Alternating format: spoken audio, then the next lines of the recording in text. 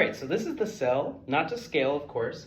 We're going to start with the nucleus. The nucleus is what stores and protects our genetic information. It regulates the cell's activities. It also contains the nucleolus, which is where ribosomes are made. Speaking of ribosomes, these are all the little dots, which I hope you can see, around the cell and also on the rough endoplasmic reticulum. Ribosomes synthesize proteins, which bring us to why this is called the rough endoplasmic reticulum. It's because they have ribosomes on them, making them appear rough, which this is the site or the venue of where proteins are synthesized. This acts as a conveyor belt to where the materials will then go to the Golgi apparatus here, which ships and packages these materials for the cell to use. The smooth endoplasmic reticulum, just because it doesn't have ribosomes doesn't mean it doesn't have a duty. It is the venue where lipids, phospholipids, steroids are created. This is the cell membrane, which protects the cell, gives it its structure, houses the organelles in the cytoplasm. It controls what comes in and out of the cell through its phospholipid bilayer. It is semi-permeable. This is the peroxisome, which gets rid of peroxides in the cell. This is the lysosome, which is like the garbage can that gets rid of like old and damaged cell material, food, bacteria, things like that.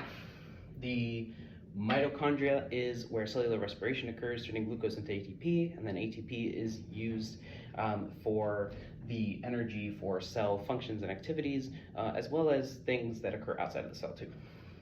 And the last thing here is that I'm circling. They look like little churros to me, to be honest, but they are called the centrioles.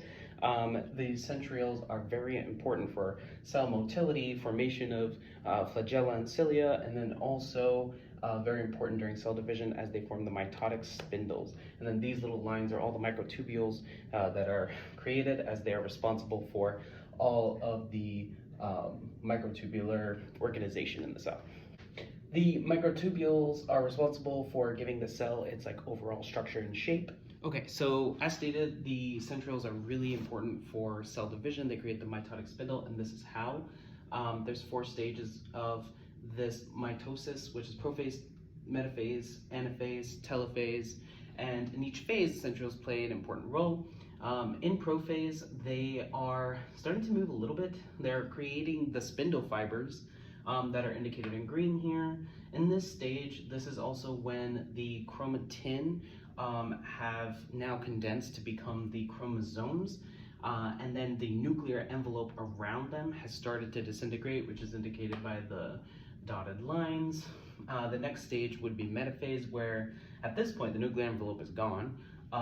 The centrioles have now released their spindle fibers and connected them to the kinetic cores of the chromosomes, which is like the middle part of the X, and essentially they are lining up the chromosomes in the middle of the cell. This is also known as the metaphasal plate. At this stage, they're connected, and then anaphase is when they begin to rip them apart.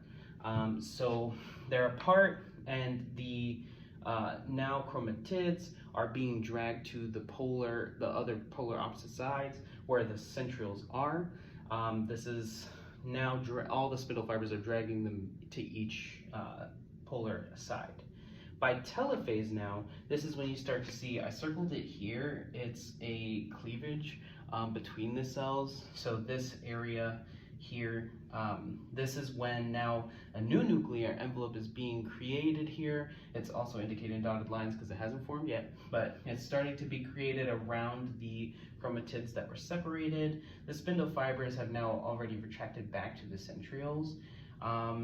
And then pretty much from here, the cell is ready for cytokinesis, which will make that final cut right here to where then the 2 daughter cells would be created from the end of mitosis.